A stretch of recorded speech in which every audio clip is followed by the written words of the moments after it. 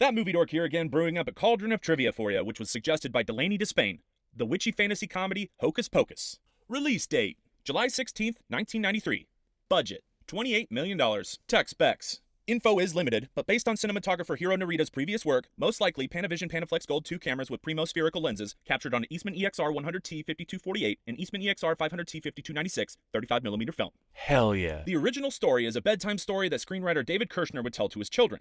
Later, he developed it into a screenplay and sold it to Disney in 1984 with the title Disney's Halloween House, and was supposed to be much darker and scarier. They sat on the project for 8 years before delivering the version we know and love.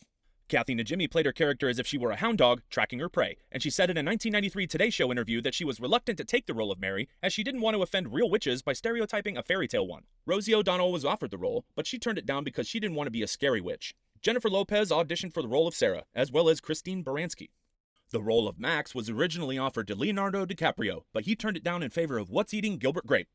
Omri Katz, who landed the role, later revealed that he was stoned while shooting some of the film, as he was 16 and had been experimenting with cannabis at the time. For instance, the scene where Bette Midler zaps him, he stated, "Yeah, but I didn't look like I was getting zapped. I looked like I was getting high."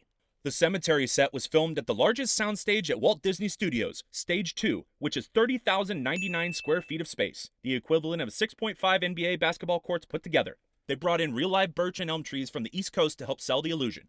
This same stage was the home to other classics such as the asteroid scenes in Armageddon, cave scenes from Pirates of the Caribbean, and every single scene of Mary Poppins and the Princess Diaries. It is named the Julie Andrews Stage, in honor of her storied work within its walls. Hell yeah. The stitches keeping Billy's mouth shut are the Roman numerals for 13, XIII. That fountain that Danny and Allison dance around after burning the Sanderson sisters alive is the same fountain from the opening sequence of Friends.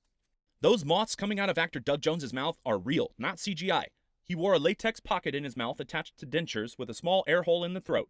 Moths were placed in his mouth with tweezers by an animal wrangler, the stitches would be glued shut, and then they would run out of frame as quickly as possible to film it. Hell yeah. Bette Midler and Sarah Jessica Parker later co-starred together in The First Wives Club, where Parker's character played a younger woman that Midler's husband leaves her for. In Hocus Pocus, Parker plays a character who Midler's lover Billy leaves her for.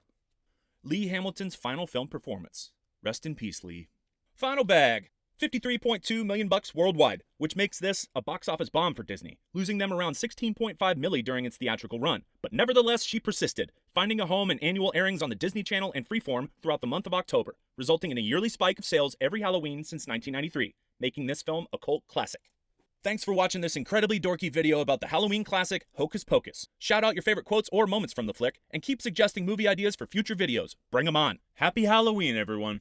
Until next time, friends, when we take a journey together to Floston Paradise.